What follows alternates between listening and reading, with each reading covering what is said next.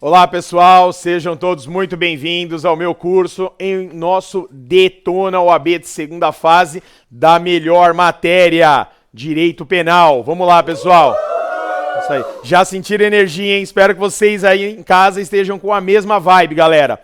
Pessoal, qual é o nosso objetivo aqui? Eu venho para a gente falar um pouquinho de uma das peças que podem estar lá nesse domingo, que é a resposta à acusação. Então tem uma grande possibilidade. Só lembrando, tá? Eu vou fazer uma passagem com os principais pontos da peça e no finalzinho ali a gente vai falar um pouco do que pode acontecer em termos de teses. E essas teses podem ser utilizadas tanto na peça quanto também nas questões. Então fica de olho, anota aí se tiver dúvida. A hora que encerrar, você que está à distância aí me escreve lá pelo direct, o pessoal que está aqui conversa comigo, beleza? Bora! Vamos juntos aí então. Já anota aí, ó, a rede social que a gente vai manter a nossa comunicação. Tá? É por meio do Instagram que vocês vão fazer aí as perguntas para mim. Fernando Tadeu Marques lá no Insta, beleza? Bora lá, pessoal. Orientação geral primeiro, né? Orientação geral. Primeiro lugar, linguajar jurídico, pessoal. Não preciso dizer que isso faz diferença. Evitem abreviaturas, tá? Ah, mas não tem a mais. Não põe CP, escreve código penal, Código de Processo Penal, fica mais linear, fica uma coisa, não é, mais bem apresentável, tá?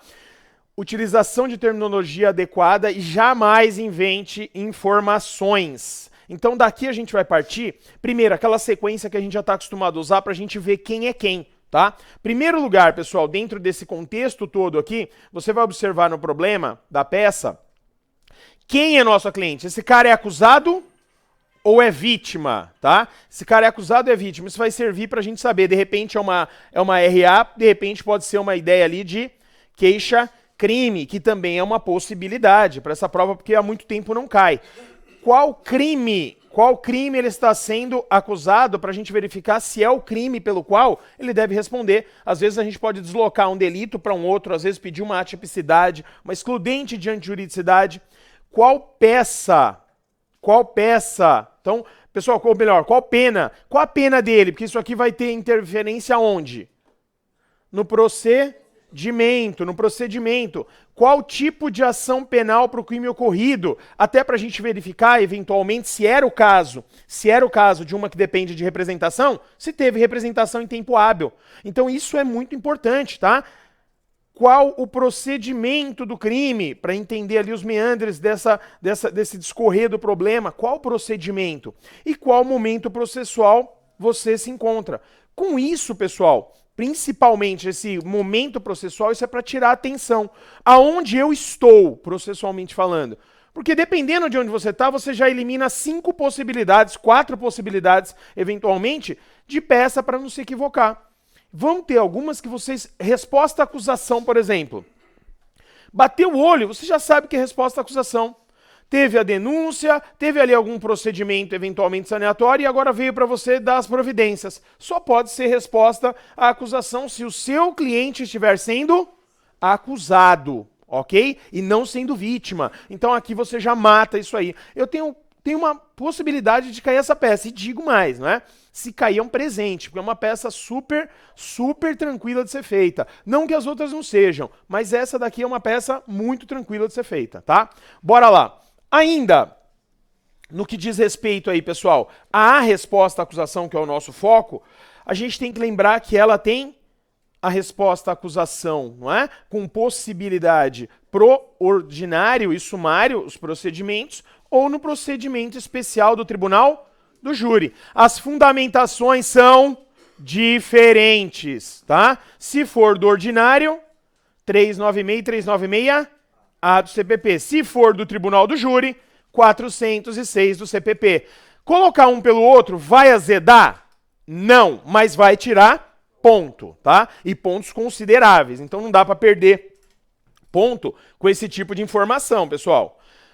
Resposta à acusação. Então a gente vai falar um pouquinho da estrutura e no final a gente fala um pouquinho das teses.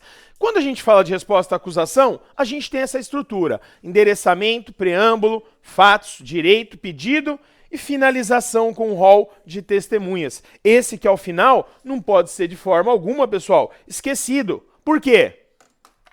Também vai tirar ponto, tá? Também vai tirar ponto.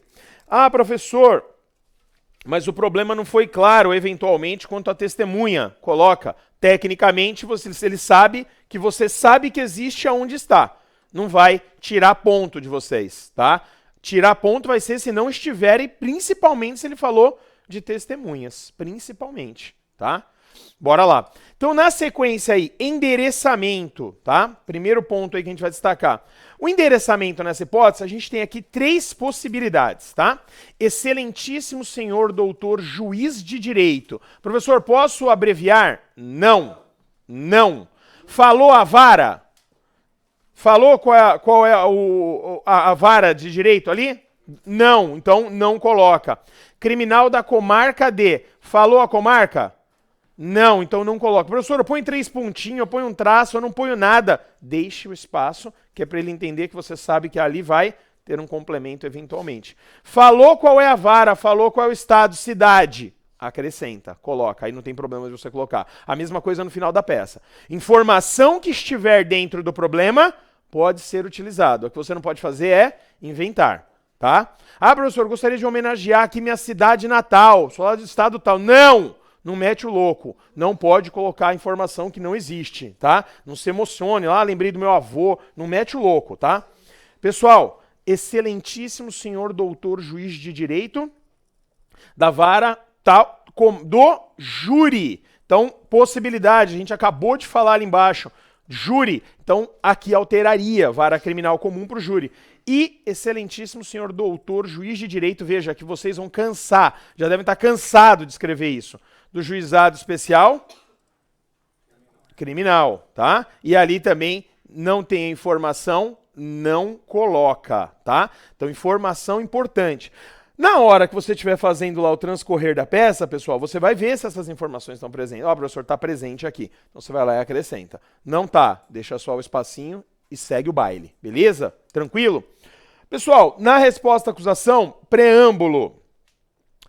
Deixo aqui só um modelinho ninja para vocês, não é? Beltrano já qualificado nos autos do processo em epígrafe, que lhe move o Ministério Público. Aqui você pode trocar por Justiça Pública. Os termos, tá? Isso podem variar, não tem problema. Por ser o advogado que essa subscreve, procuração anexa, vem respeitosamente a presença de Vossa Excelência a apresentar. Professor, essa é a estrutura? É uma estrutura bem básica que eu coloquei aqui. Se eu escrever uma palavra errada ou trocar uma palavra, tirar um... não tem problema. Tem que respeitar pelo menos essa estrutura. A forma que você vai colocar, coloca a palavra que você já está acostumado, tá? Então, coloca uma palavra que você já está acostumado a fazer. Professor, eu vim fazendo isso na peça ao longo. É essa que você vai utilizar lá, tá? É assim que vocês vão trabalhar. Professor, fiz lá o preâmbulo, tá? Redondinho. Fatos. Dos fatos, eu tenho só uma questão para falar com vocês, tá? Primeiro lugar, pessoal, depois que coloquei o preâmbulo, deixa pelo menos uma linha entre resposta à acusação, tá? Deixa ali uma linha entre as duas aí para ficar esteticamente. No meio, tá? No meio da tela, exatamente como a gente colocou aqui. Com fulcro, com base, com fundamento. Aí você pode colocar da forma que você já está acostumado. Os artigos 396 e 396A, ou, se for o caso, né? Se for o caso, ou 416, se for o caso do júri, pelos motivos de fato e de direito abaixo aduzidos. Bom, quanto aos fatos, pessoal, eu tenho só uma coisa para falar para vocês. Não inventem moda no dos fatos. O dos fatos é uma síntese, também não é uma cópia. Não copie o problema inteiro porque não vai dar tempo, tá? Vai tumultuar. Daquela primeira passagem que você fez para fazer o esqueletinho lá, a primeira passagem você já destacou algumas informações importantes ali. Você vem fazendo essa leitura e só fazendo uma síntese disso. É importante fazer porque no passado, não é, alguns gênios tinham conseguido essa aprovação, só que no meio dos fatos, que não é comum a pessoa ficar dando tanta atenção, ele vai lá e coloca um trecho, por exemplo, da receita do Nissim Miojo, não é? Coloca um pedaço de uma música, e aí depois que ele foi aprovado, tirou foto e jogou isso aí na internet, falando, os caras nem leem, eu fui aprovado, e então eles vão ler os fatos? Vão, não brinquem. Só uma síntese, só para dizer, eu sei o que é o dos fatos. É uma síntese do que está ali em cima. E segue o jogo, tá? Isso é só, precisa ter presente. Está presente, pontuou. Ok? É isso que a gente precisa aqui. Então, dos fatos, tranquilidade total.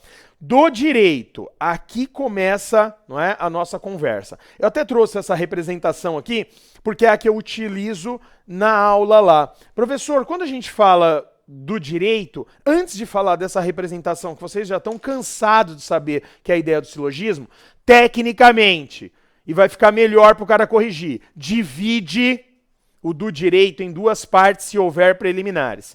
É quase impossível não haver preliminares se for resposta à acusação, tá? Uma possibilidade de extinção de punibilidade por uma prescrição, algum problema com a produção de prova, algum problema, alguma coisa vai surgir ali que vai destacar para você que aquilo fere algum preceito aí do direito material, processual ou constitucional para você poder invocar ali a ideia do que seria, então, a preliminar. Primeiro preliminar, dentro de direito. Preliminar destacou. Preliminar utilizando a mesma técnica que eu vou falar do silogismo, porque assim você não corre o risco de esquecer nada e nem de se perder na construção. Passou do direito, passei de preliminar para o mérito. A gente vai discutir, então, matéria, tá? O que era preliminar ficou ali em cima, vamos discutir matéria. Essencialmente penal. Então é ali que vocês vão fazer essa construção do silogismo que vocês já estão acostumados a acompanhar a gente aqui nas aulas. Pessoal, 3 pontos a cada escrita que você vai debater. Uma premissa maior, uma premissa menor e o quê? Conclusão, tá? Conclusão.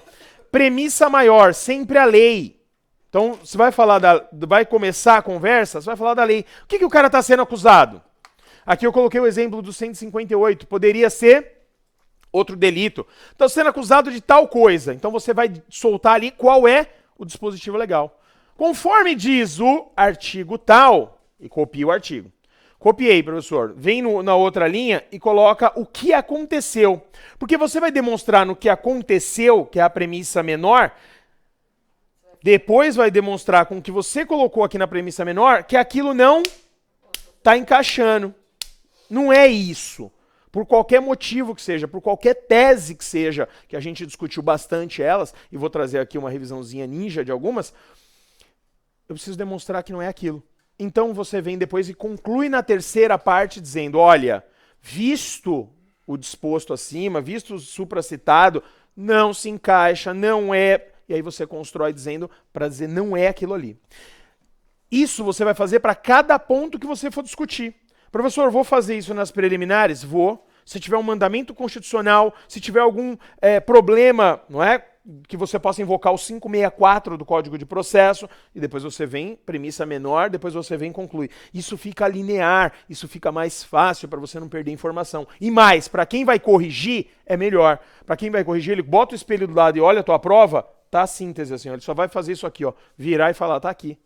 Por mais que falte alguma coisa nessa construção bem lógica, isso ajuda o cara na correção. E a gente tem que ganhar a empatia do cara na correção. Isso ajuda também, tá? Não que ele vai te ficar solidário com você. Puta peça do caralho. Pô, mano, deixa eu dar um ponto pra esse cara aqui a mais. Não, mas ele pelo menos não vai tirar. Ok? Se ele manter, já tá bom. Então, cuidado com essa construção. O silogismo vai ajudar você a não se perder. Isso vai te dar um pouco mais de tranquilidade. Para quem veio desenvolvendo as peças com esse contexto, sabe o que eu estou falando. Ok? Tranquilo? Bora lá? Então, dentro dessa perspectiva aí, pessoal, a gente vai para o pedido. Não se esqueça, antes de mais nada, não se esqueça. Pessoal, o pedido é um espelho do direito. O que você jogou no direito, você vai pedir agora. A diferença é que você não vai colocar aquelas construções que você pôs lá. Você vai pedir para ele para considerar o fato atípico, conforme a teoria tal, fato atípico, conforme disposto no artigo tal. Você não vem reconstruindo, mas o seu pedido é um espelho do que está no direito. O que vai fundar o seu pedido tem que estar aqui no direito. É isso. Ele tem que estar ligado, tá? Como se fosse um cordão umbilical. Isso vai dar sustentação para os pedidos que você vai fazer. Com toda tranquilidade. Ok? Tranquilo até aí?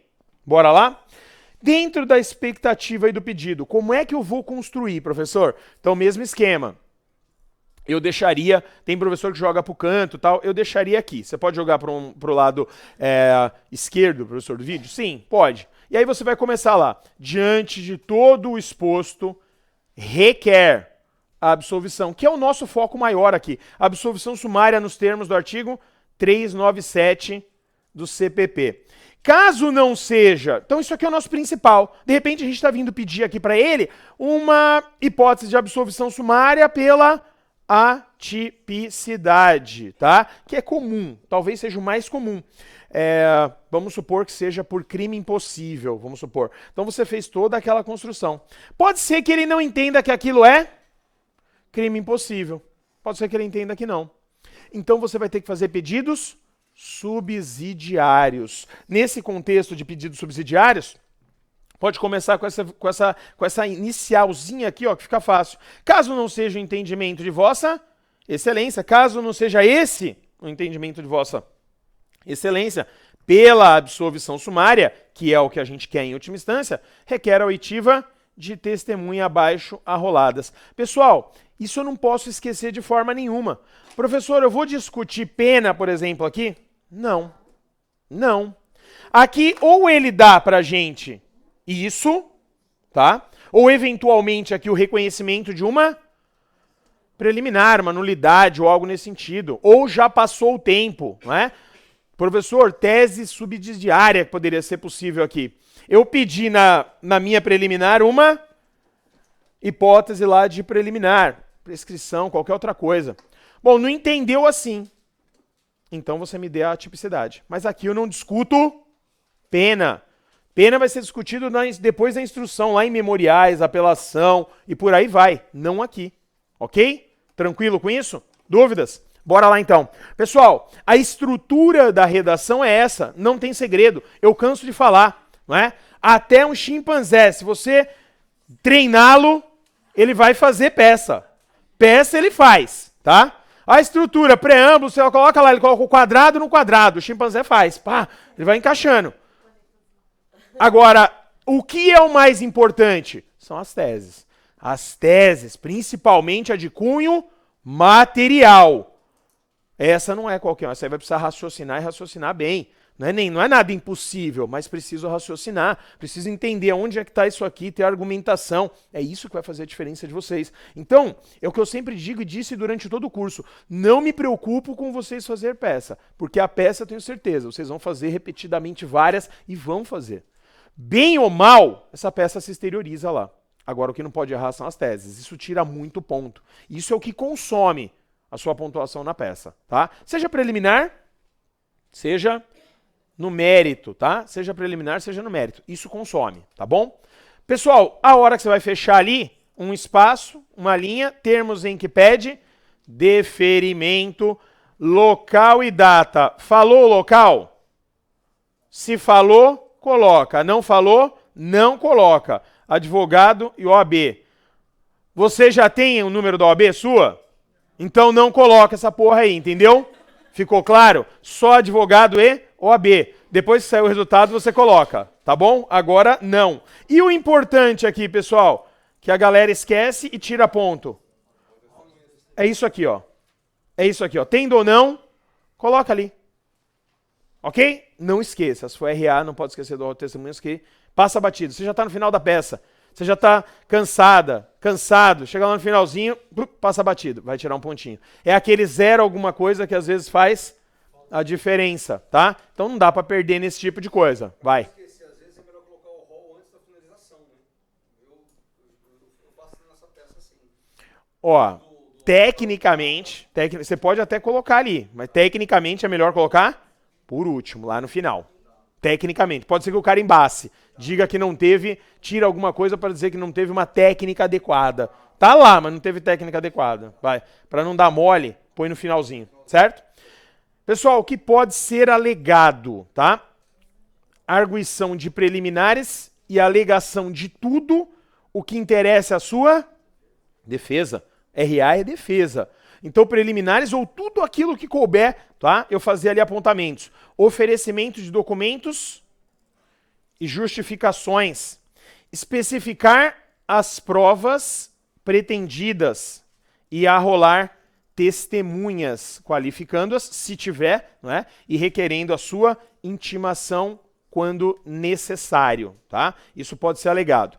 Essa linhazinha do tempo já é conhecida por vocês, a professora Marcele usa, eu também uso. Aqui a gente tem que lembrar que a resposta à acusação, ela está em um determinado momento específico, correto?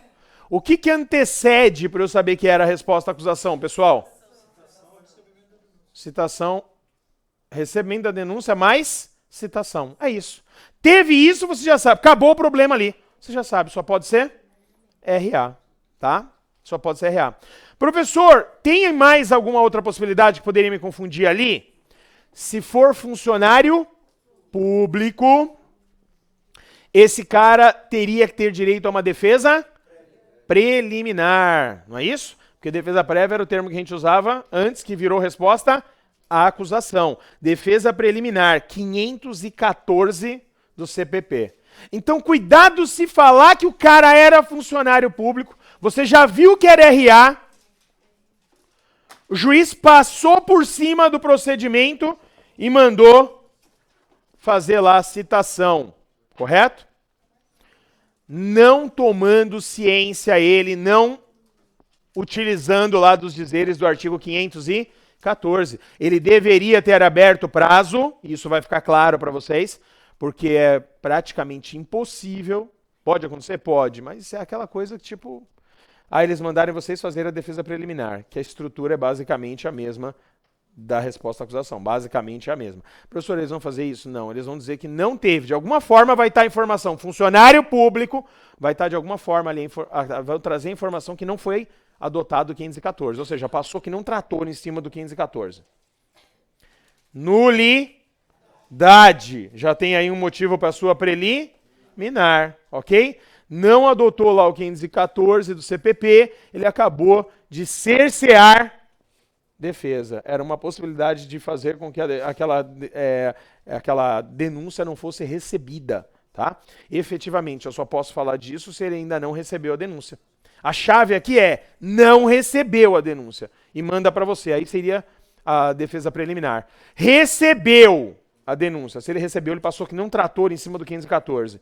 Não respeitou, nulidade. Isso aí você já vai usar lá na hora que você for jogar na preliminar.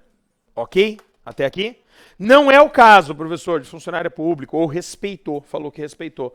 Passou pela defesa preliminar e depois recebeu a denúncia. Então a gente está aí diante da resposta à acusação.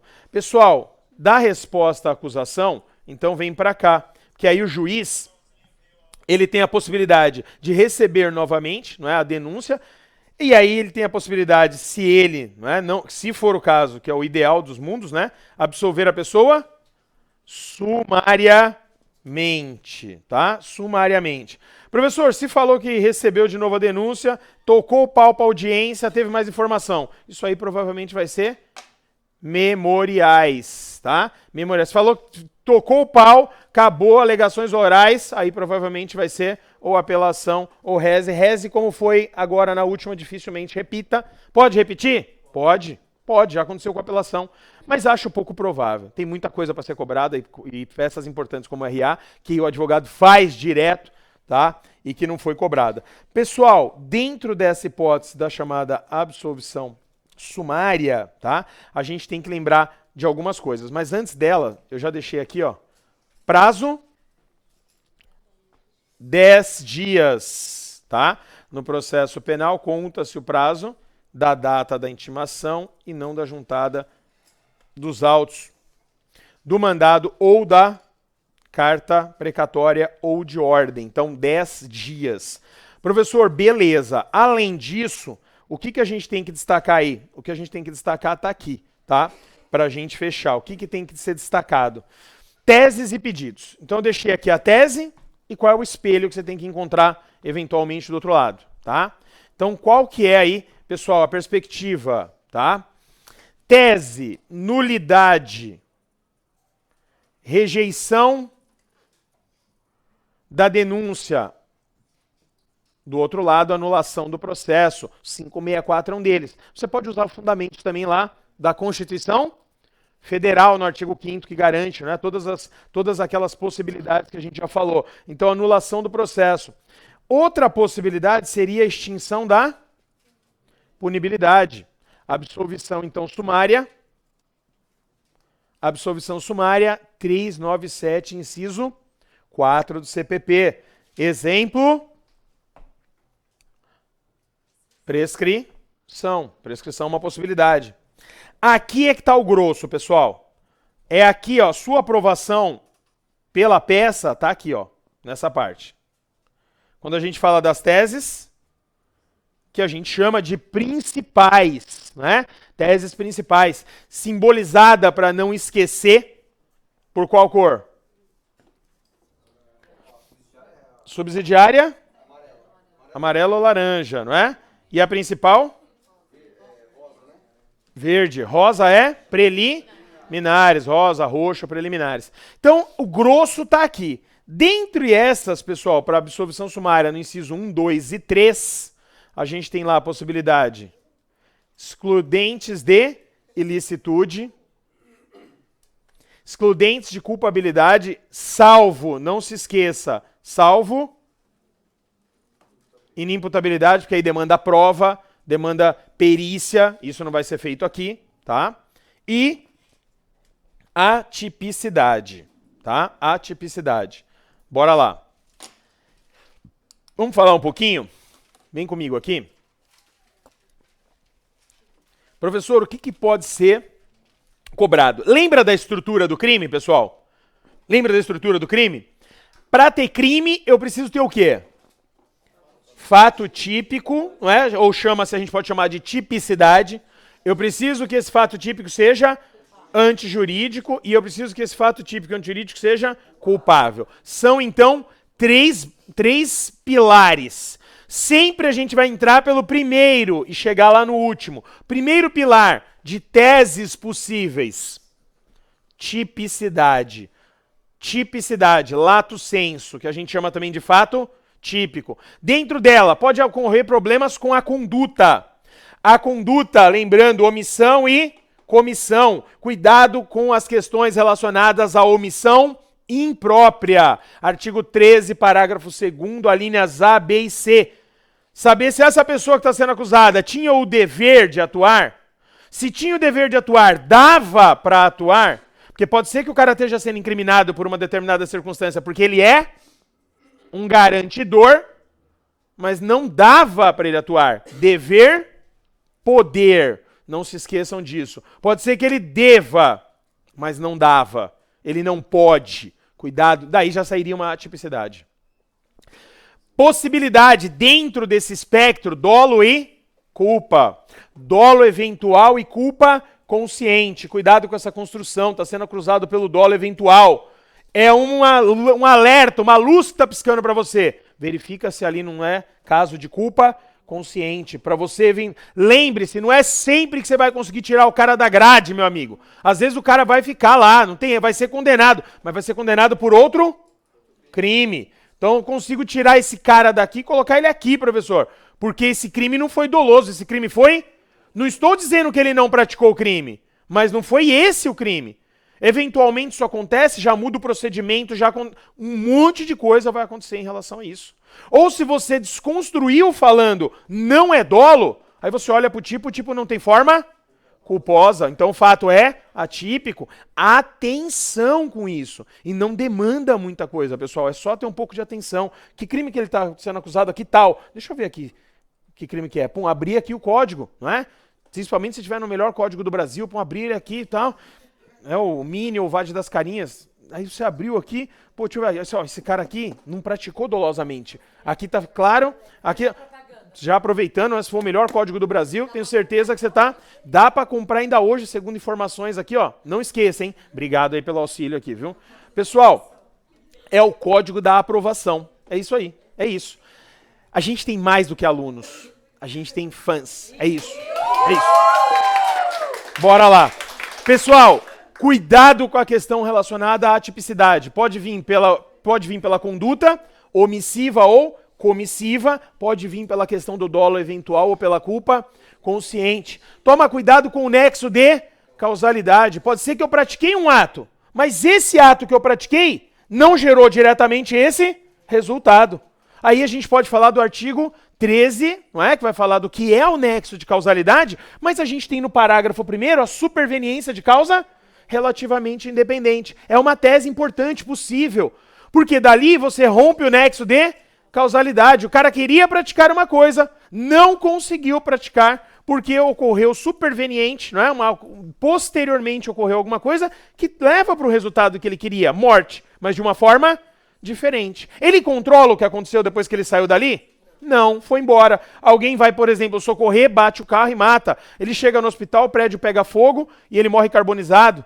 Não se esqueça, tá? Quando essa causa que ocorre depois é independente da ação dele, rompe o nexo de causalidade. Tranquilo até aqui? Além dessa questão vinculada aí, a gente tem a tipicidade estrito sensu falando, que é para dizer, houve aquela moldura, o fato está se encaixando perfeitamente? Se não está se encaixando perfeitamente, pessoal, é atipicidade. Então veja, pode ser que eles coloquem, tá, que houve a chamada tipicidade formal, ou seja, o tipo de fato se encaixa. Eu tô, não é nem pressentimento, mas é uma trajetória. A prova não veio cobrando, pelo menos nesses últimos tempos, esse ponto especificamente, que é a insignificância. Então toma cuidado, o cara furtou, o cara praticou o crime, só que o crime é de uma monta tão pequena que é quase que não praticado o crime. Ele chegou a subtrair a coisa, mas o valor que foi retirado da esfera patrimonial da pessoa é tão ínfimo que é como se não tivesse ocorrido. Insignificante. Então é uma construção, tá, doutrinária que você vai colocar ali. Não tem um artigo. Só lembrar, olha, aqui foi tão pequeno que se aplica o princípio da insignificância. E nem precisa dizer que é do melhor penalista do mundo, não é? Criado pelo professor Klaus Roxin, que a professora tanto adora, a professora Marcele, né? Tanto adora. Que daqui a pouquinho, não saia daí, não mude de canal, daqui a pouquinho a professora Marcele estará aqui conosco também, tá? Pessoal, até aqui, beleza? Professor, aqui são as principais possibilidades. Eu só vou pedir para vocês, e sem mimimi, não se esqueçam do erro de tipo. Então a concentração de teses possíveis na tipicidade é a maior. É a maior. Por isso que daqui pode ser cobrado alguma coisa. Seja na peça, sejam nas questões, ok? Em qualquer um dos blocos. Seja no primeiro ou no segundo bloco. O que eu preciso que vocês se lembrem aí? O erro, pessoal, são 3 artigos. 4 se considerar o erro de proibição que atua lá na culpabilidade. Erro de tipo, pessoal, 20. 20 seus parágrafos. No caput, o erro de tipo essencial. No parágrafo 3º, o erro quanto à pessoa, que eu não posso confundir com um erro na execução, chamado de aberratio ictus, que está lá no 73, que não pode ser confundido, porque muda o crime, quando eu erro na execução e mudo o crime, com o 74, que aí a gente está falando da aberratio criminis, quando muda o tipo penal. E isso eu não vou admitir que vocês errem.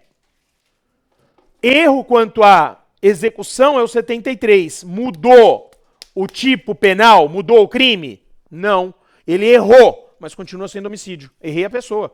Errei na execução, continua sendo homicídio. Para falar no 74, pessoal, o erro no 74 muda o crime. Eu queria praticar um dano, pratiquei lesão corporal. Queria praticar lesão corporal, pratiquei dano.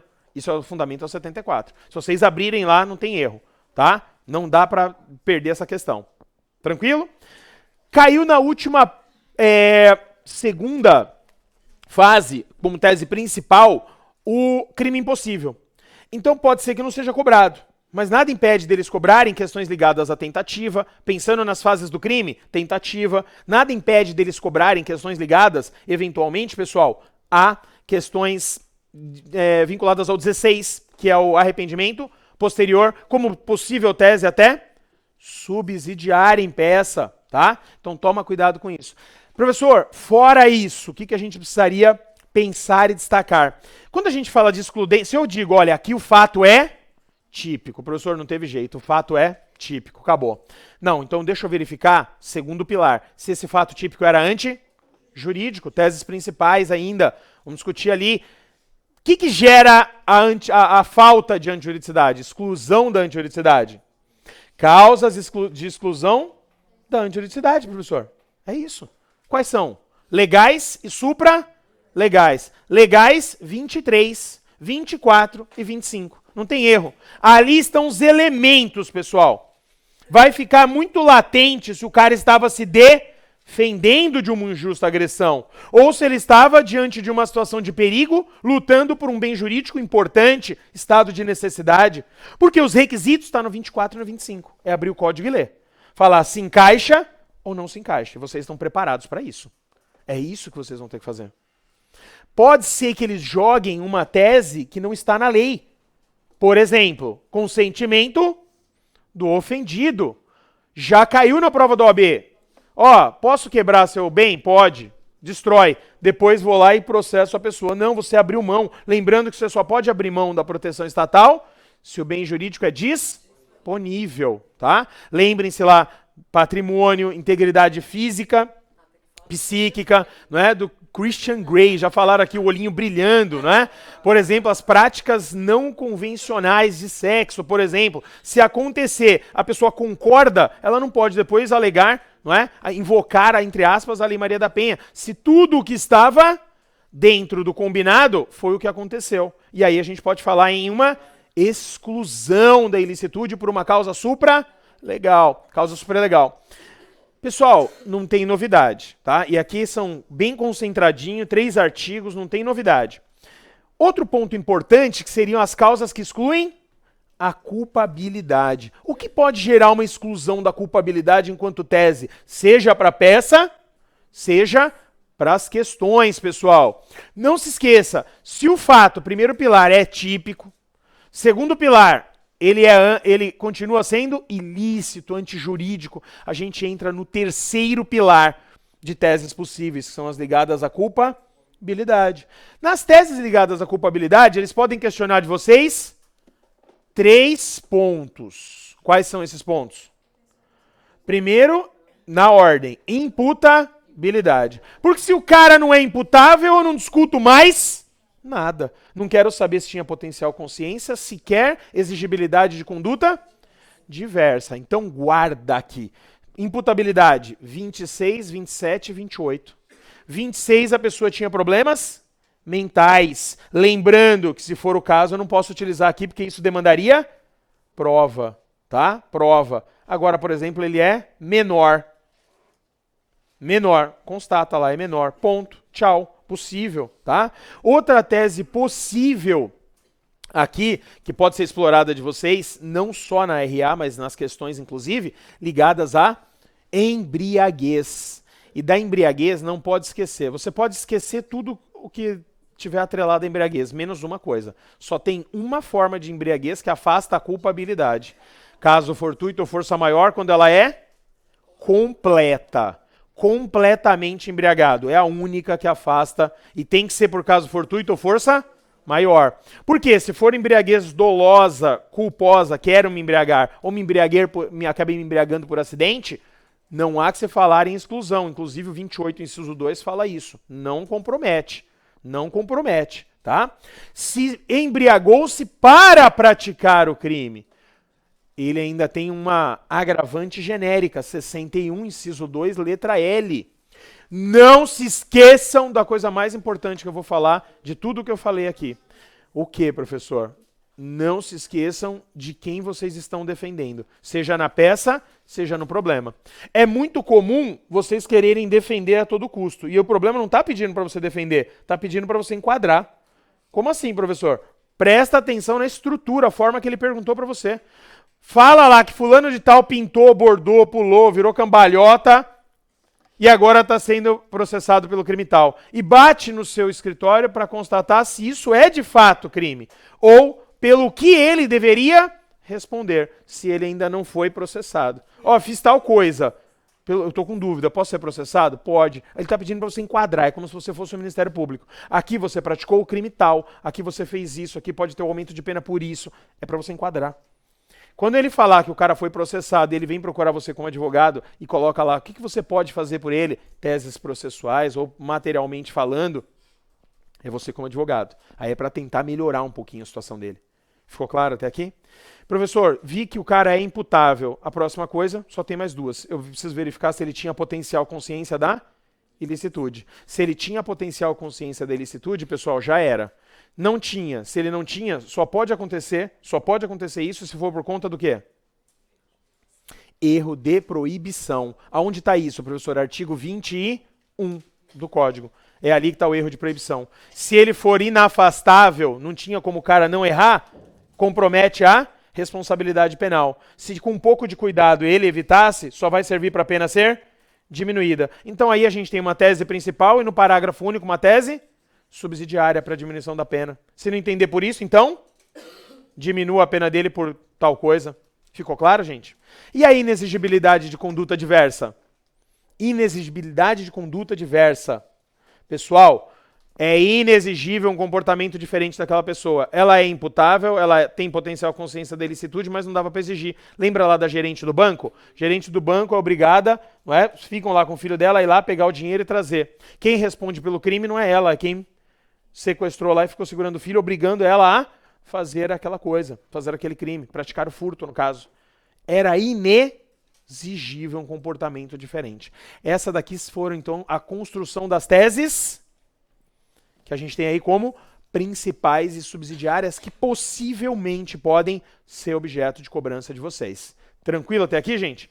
No mais, acompanhem nas redes sociais, porque a gente faz algumas incursões ainda, tá?